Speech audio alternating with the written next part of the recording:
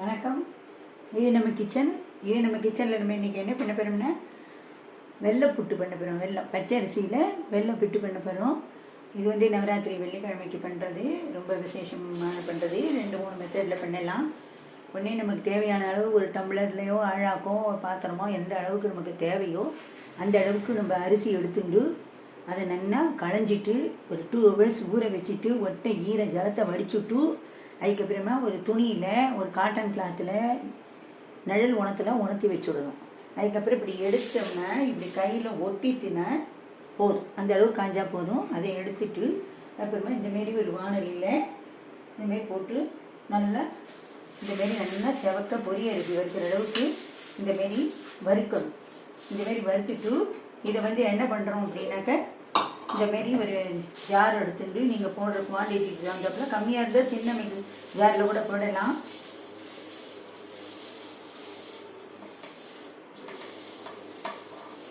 இதுமாரி இதை வந்து நல்லா பவுடராக நம்ம அரைச்சிக்கணும்.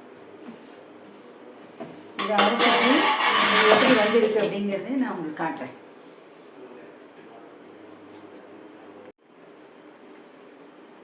இப்போ இதை மிக்சியில் நல்லா பவுட்ரு பண்ணிட்டேன். இப்போ அடுத்து என்ன பண்ணணும் அப்படின்னாக்க நம்ம எந்த அளவுக்கு நான் இது டம்ளரில் 1 டம்ளர் அளவுக்கு அரிசி எடுத்துட்டேன், அதே 1 டம்ளர் அளவுக்கு ஜலம் வச்சுக்கணும்.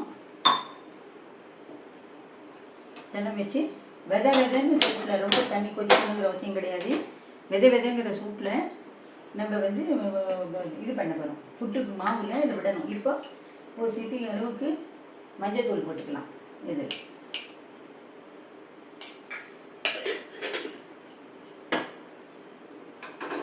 இப்போ நான் வந்து இந்த மாவை, நான் அரைச்ச மாவை இந்த இழுப்பு சட்டிக்கு மாற்றிடுறேன். சில பேர் வந்து இதை சலிச்சுப்பா, நான் சலிக்கலை.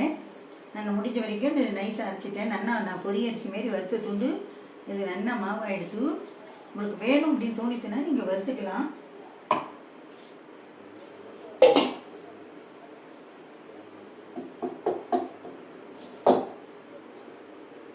இந்த தண்ணி வெதன்னு வரணும்.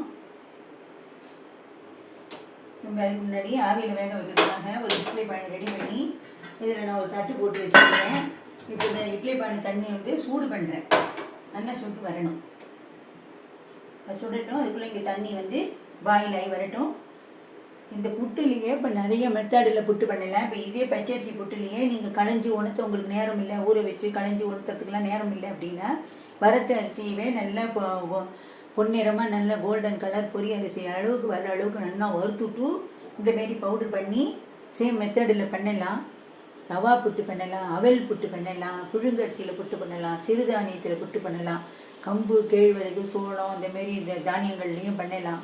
பயத்தம்பருப்பில், பயரில் எல்லாத்துலேயுமே பண்ணலாம். வெல்லம் போட்டு தான் நீங்கள் பண்ணணுங்கிறது கிடையாது. நாட்டு சர்க்கரை, கல்கண்டு, ஒயிட் சுகருங்கிற சர்க்கரை, இந்தமாரி பனங்கற்கண்டு, வெல்லம், அச்சு வெல்லம், உருண்டை வெல்லம், பாகு வெல்லம், இந்தமாரி அந்தமாரி இப்போ தண்ணி இதெல்லாம் கொதிச்சுட்டு நான் ஆஃப் பண்ணிட்டேன். இப்போ நீங்கள் கையால் கிளற முடியாது. இது வந்து இந்தமாரி கொஞ்சம் கொஞ்சமாக விட்டு இந்தமாரி கலரிக்காமல் இது பக்கம் எவ்வளோ தூரம் வரணுங்கிறத நான் உங்களுக்கு சொல்கிறேன். இப்போ இதுக்கு எல்லாமே எனக்கு தேவைப்படும், நான் விட்டுட்டேன்.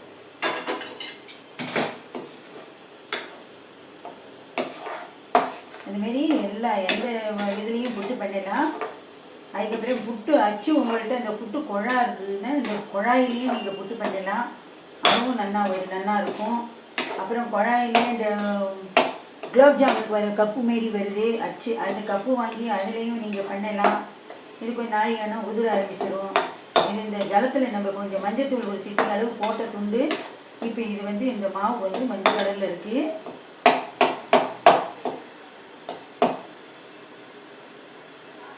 கேரளாலெலாம் புட்டு பண்ணுவேன். அவள் வந்து மார்னிங் அண்ட் ஈவினிங் ஸ்நாக்ஸாகவே அது வந்து ஸ்நாக்ஸ் இது வந்து டிஃபன் மாரியே சாப்பிட்ருவா. புட்டு கடலைக்கறி அப்படின்னு சொல்லிட்டு அந்தமாரி அவளுக்கு பண்ணுற பழக்கம் இருக்குது. அவள் சாப்பிடுவா. நம்ம ஊர்லேயும் நிறைய பேர் மாரி சாப்பிட ஆரம்பிச்சிருக்கா. நீங்கள் இந்த பயத்தம்பருப்பு இந்தமாரி ப்ரோட்டீன் ரிச் இதிலெல்லாம் பண்ணினாக்க உங்களுக்கு நல்ல ப்ரோட்டீன் ரிச் புட்டு கிடைக்கும். இது வந்து இந்த புட்டு வந்து ஈஸி டைஜஷபிள். இப்போ நம்ம என்ன பண்ணுறோம், இந்தமாதிரி கலந்துட்டோம். கொஞ்சம் ஆறி எடுத்துனா உதுந்துடும். இது இப்போ சூட்டில் இருக்குது. நம்ம இதில் என்ன பண்ணுறோம்னா வேட்டில் வைக்கிறோம். தண்ணி இங்கே கொதிச்சுருக்கு. இது என்ன பண்ணுவேன், சில பேர் ஒவ்வொருத்தரும் என்ன பண்ணுவேன், இப்படியே இந்த தட்டில் நெய்யை தடவிட்டு இந்த மாவை போட்டு ஒரு 15-20 நிமிஷம் ஆவியில் வேக வைப்பேன்.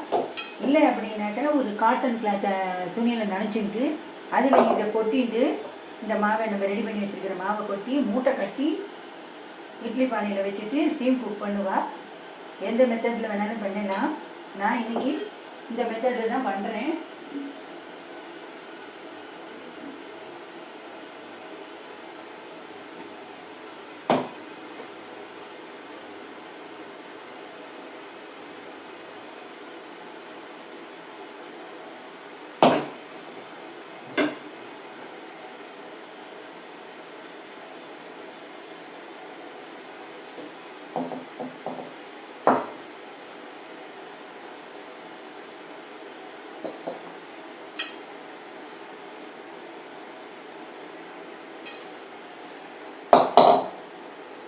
இதை மூடிட்டு இது வந்து ஒரு 20 நிமிஷம் வேகணும்.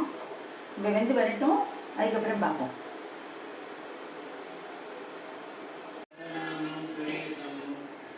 இப்போ நம்ம புட்டுக்காக ஸ்டீம் குக் பண்ணாலே இட்லி பானையில் வச்சு ஆவியில் இது வெந்துட்டான்னு நம்ம பார்ப்போம்.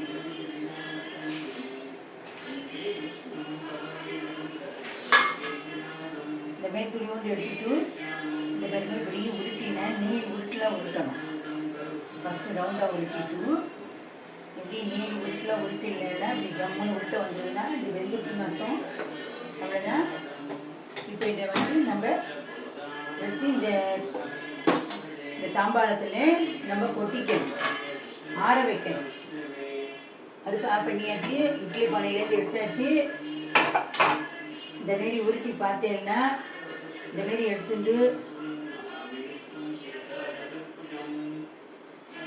இந்தமாரி உருட்டணும். இந்தமாரி ரவுண்டாக உருட்டிட்டு இந்தமாரி நீட்டு வாக்கில் உருட்டினா இந்தமாரி வரும். திரி மாரி வரணும். இந்தமாரி வந்துட்டுன்னா வெந்துட்டுன்னு அர்த்தம். இப்போ இந்த மாதிரி நம்ம இந்த தாம்பாளத்தில் கொட்டிக்கணும், கொட்டி ஆற வைக்கணும்.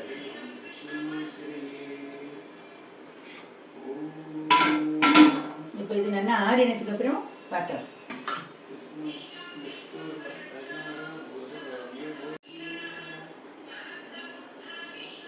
இப்போ நம்ம வந்து இதை ஆற வச்சுருக்கோம். இதெல்லாம் ஆறின்னு இருக்கு. நம்ம அதுக்குள்ளே நான் இந்த நெய் காய்ச்சிருக்கேன். இந்த நெய் காய்ச்சின பாத்திரத்துலேயே நான் வந்து தேங்காயை வறுத்துக்கலாம் இருக்கேன். தேங்காய் துருவில் நம்ம வறுத்துடுவோம் அப்படின்னுட்டு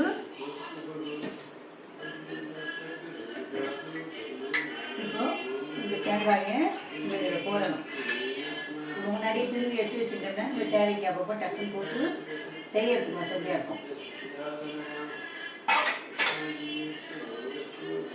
இனிமேல் போட்டுனாச்சு. இதை வந்து நல்லா செவக்க வறுக்கணும்.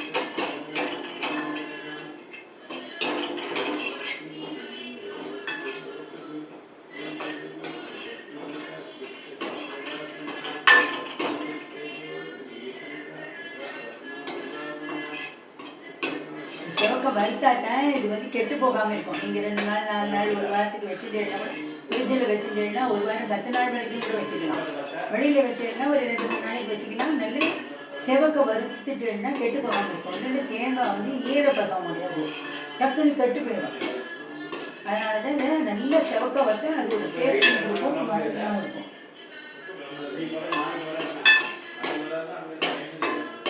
இந்த மாதிரி வறுக்கணும்.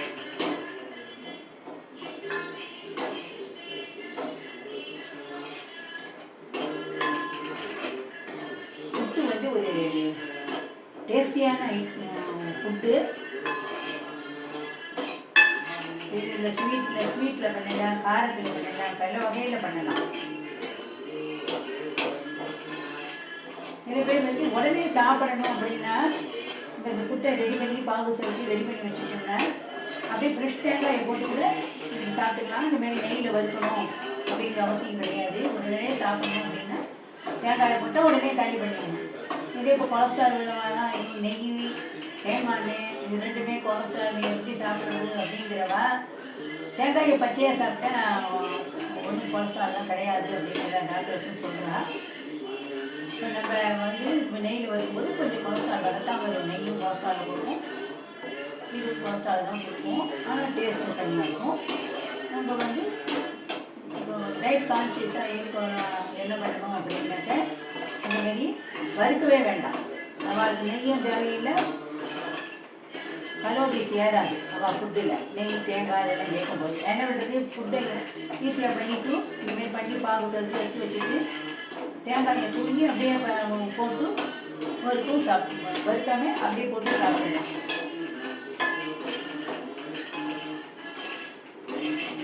இதுக்கு வந்து வெல்லம் எவ்வளவு தேவைப்படும் அப்படின்னா நான் 1 டம்ளர் போட்டிருக்கேன். நான் வெல்லம் வந்து 3/4 டம்ளர் போட போகிறேன். சில பேர் சரிக்கு சரியாக 1 டம்ளருக்கு 1 டம்ளர் போடுற மாதிரி இருக்கா. இது வந்து அவளுடைய விருப்பம்.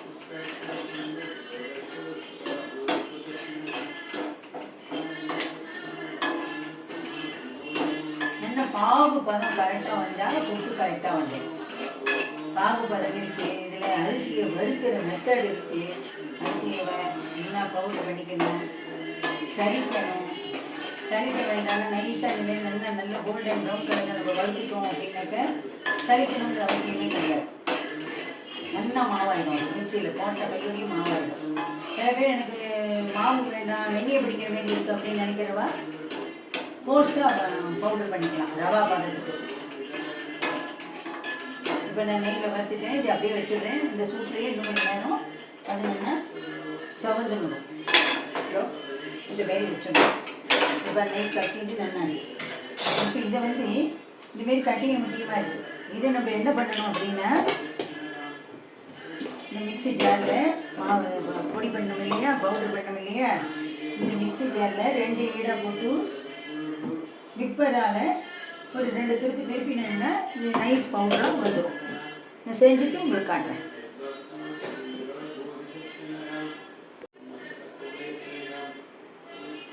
இப்போ இந்தமாரி பொடி பண்ணி நான் 2 இதுவாக பொடி பண்ணியிருக்கேன். இந்த பற்றியில் முன்னாடி எப்படி இருந்தது இப்போ எப்படி நைஸாக ஆகிடுச்சுட்டோ இந்தமாரி ஆகிடும். இப்போ என்ன பண்ணுறதுன்னா இதோ 2000 இதை பொடி பண்ணிது.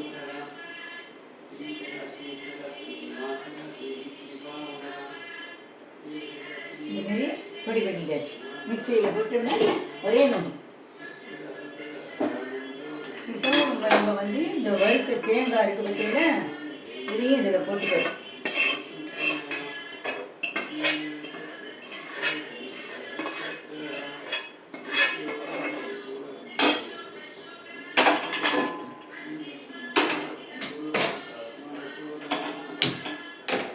இப்போ நம்ம பாகு வைக்கணும். இதுக்கு நம்ம கெட்டி பாகாக வரணும். கெட்டி பாகு வேணும், கெட்டியாக இருக்கணும். இதுக்கு என்ன பண்ணுறதுன்னாக்க நான் இதில் 1 டம்ளர் அளவுக்கு அரிசி எடுத்துருக்கேன். இப்போ நான் இதில் 3/4 டம்ளர் ஜலம் வச்சுக்கிட்டேன். இந்த 2 டம்ளரையும் ஒரே சைஸ் தான். இப்போ இதில் நான் ஒரு 3/4 பங்குக்கு வெல்லம் எடுத்துக்க போகிறேன்.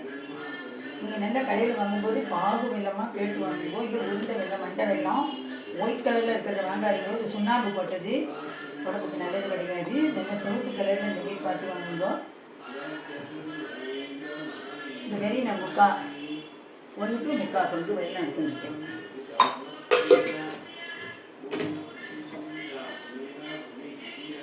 நான் இப்போ வந்து இது பாகு காய்ச்சுக்கிறேன். பாகு வந்ததுக்கப்புறம் நான் எப்படி பாகு எடுக்கிறேன்றதை நான் உங்களுக்கு காட்டுறேன்.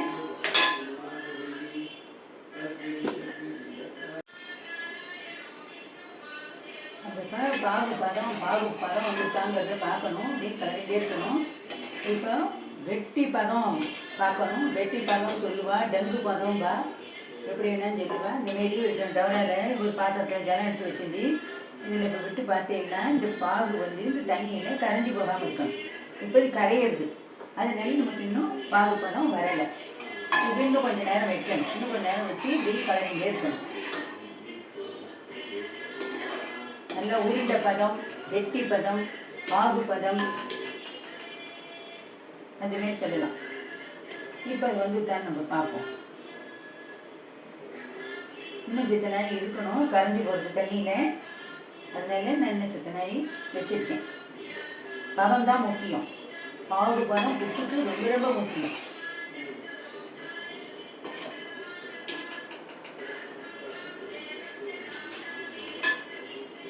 இப்போ பதம் வந்துட்டு நான் அடுப்பை ஆஃப் பண்ணிட்டேன்.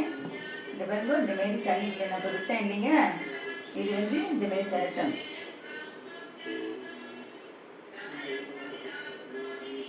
இதை திரட்டிட்டு இது வந்து இப்படி அடிக்கணும்.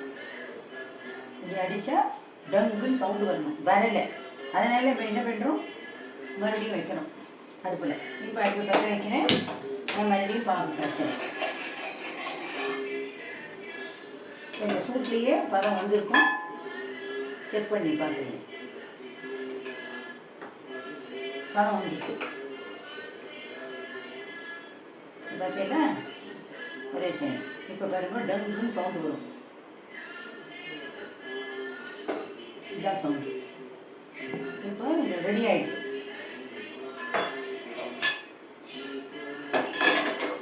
இந்த மாரி பதம் இப்படி இருக்குது. இப்போ நம்ம இதில் என்ன பண்ணுறோம் அப்படின்ட்டு இந்த புட்டு நெய்யில் வச்ச தேங்காய் துருவல் இது எல்லாத்தையும் இதுலேயே போட்டுடணும். நான் வந்து எனக்கு பழக்கம் இருக்கிறதுனால நான் இப்படியே கொட்டி தர்றேன். நீங்கள் என்ன பண்ணுறீங்க, உங்களுக்கு டவுட்டாக இருந்தீங்கன்னா கொஞ்சம் கொஞ்சமாக பாவை தூக்கி இந்த மாவில் கரண்டியால் வந்து இந்த மாவில் விட்டுட்டு நீங்கள் கலருங்க. வச்சுக்கலாம். அப்படி பண்ணினா தான் சரியாகும்.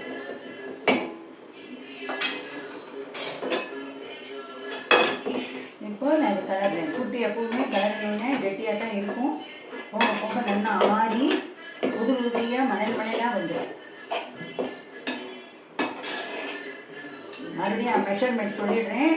ஒரு டப்போ, ஒரு டம்ளர், ஒரு டம்ளர் இல்லை ஒரு கப்பு இல்லை பாத்திரம் எதுலையும் இருந்துட்டு நீங்கள் ஒரு பங்கு அரிசி எடுத்துக்கோங்க. அதுக்கு ஒரு பங்கு ஜலம், ஒரு செட்டிக்கு மஞ்சப்பொடி அதை போட்டு நல்லா ஜலம் கொதிச்ச உடனே இந்த மாவை பவுடர் பண்ணிவிட்டு இந்த இதில் விட்டுக்கணும். அரிசி வறுத்து அரிசி இல்லை களைஞ்சி உணர்த்தி அதை நல்லா வறுத்து பவுடர் பண்ணி, இல்லை பவுடர் பண்ணினதுக்கப்புறம் இந்த மாவை வறுத்து இதுமாரி மெத்தடில் நீங்கள் பண்ணிக்கணும். அதுக்கப்புறம் என்ன பண்ணுறீங்கன்னா வெல்லம் வந்து முக்கால் டம்ளர் வெல்லத்தை பாகு வச்சு அரை டம்ளர் ஜலம் விடணும். இல்லை பாகு கொஞ்சம் உங்களுக்கு கொஞ்சம் இதுவாக வரணும் அப்படின்னா லேட்டானாலும் பரவாயில்லை அப்படின்னா ஒரு முக்கால் டம்ளர் ஜலம் வச்சுக்கோங்க. இப்போ அவ்வளோதான், இது முடிஞ்சு கொடுத்து. இது வந்து இன்னும் ஆற இந்த வெங்கம் இப்படி இருக்கணும். இது ஆற நல்லா உருது கொடுக்கும். நீங்கள் வந்து எந்த நட்ஸு வேணாலும் நீங்கள் அதுக்கு டெக்கரேஷன் போட்டுக்கலாம், டேஸ்ட்டில் போட்டுக்கலாம்.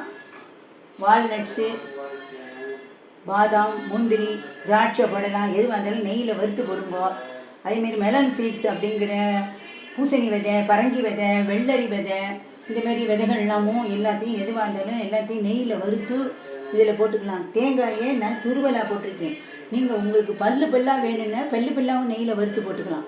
இல்லை தேங்காய் துருவின தேங்காய் கொஞ்சம், பல்லாக வறுத்த தேங்காய் கொஞ்சம், நட்ஸு இது எல்லாத்தையுமே கலந்து போட்டு நீங்கள் எதுவும் பண்ணிக்கலாம். இந்தமாரி பண்ணலாம், டேஸ்ட்டாக இருக்கும். இது இப்போ நம்ம நல்லா ஆறினதுக்கப்புறம் இது பார்க்கலாம். இந்த மாரி இருக்கணும் பதம். இப்போ இதில் நான் கொஞ்சம் டேஸ்ட்டுக்காக கொஞ்சமாக நான் நட்ஸு போடுறேன். இது வந்து பாதாம் கட்டில் வச்சு நான் துருவி வச்சுருக்கேன். இதை வந்து போடுறேன். நல்லா ஆறினதுக்கப்புறம் இது மேலே நல்லா போட்டு நம்ம நல்லா கலந்து விட்டு விடலாம். நீங்களும் இதேமாரி பண்ணி பாருங்க, எக்ஸலண்ட்டாக வரும். நன்றி, வணக்கம்.